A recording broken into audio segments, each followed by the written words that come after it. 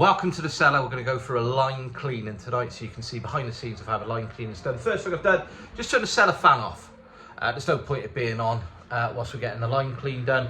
And I've also turned the cooler off that runs the python. The python is the bit of tubing that goes under the bar. It keeps all the beer cool as it gets to the bar. So first job for us then, we're going to disconnect all of these lovely taps and connect them to the ones on the wall. So safety first, always switch the gas off before we disconnect. So that's it, they're all connected up. So next thing is we switch the gas on. That's the pump for the line cleaner. So one of the things people don't realise when you're doing line cleaning is different products have different strengths. So always read the instructions on the bottle of how much you need to put in compared to water. On the side of your tank, it should also say how much water you put in, so that should give you an indication, and just measure out the correct amount. Now, for me, I do at least a 2 cycle.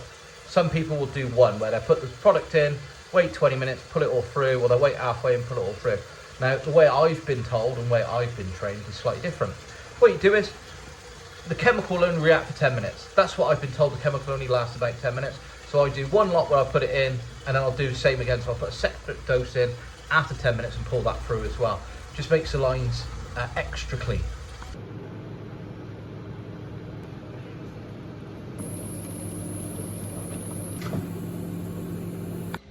Sorry to interrupt your watching of the video and watching of this montage of line cleaning coming out.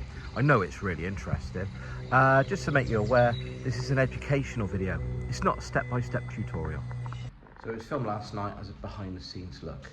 Now what I would say, if you do want to see a tutorial video, there's loads available. Loads of really good ones on YouTube with the full health and safety rules of exactly what to do. However, if it's your first time doing a line clean, make sure you've got somebody with experience who knows exactly what they're doing, because every cellar is set up slightly differently. So at the moment you can see all the line cleaners and all the lines.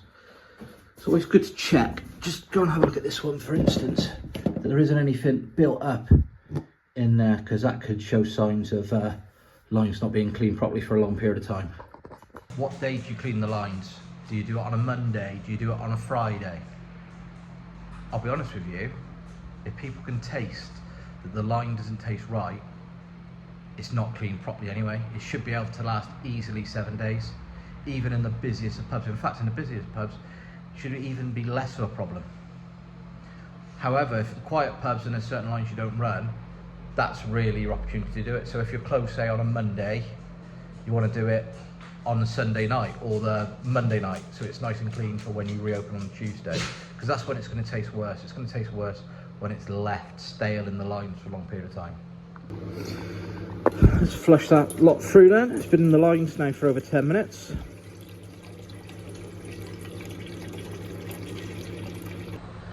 Another thing that I do as well, and I'll be honest with you about it, we get really good compliments about our Guinness.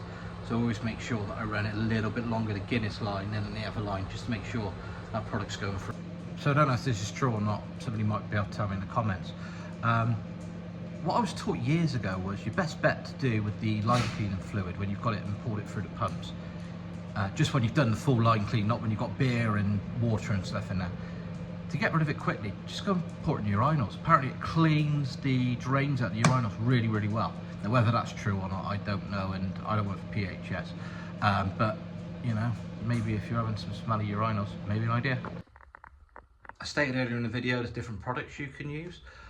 You'll notice the line cleaner I've been using tonight is purple line cleaner. You can get clearless line cleaner as well. If that's the case, you should be using little litmus papers to test to make sure all the alkaline is out of the line before you serve any beer through it. So at the very end, just be very careful to make sure that all the line cleaner is through. Now I'm using purple beer line cleaner. There's different ones on the market, different ones you can do.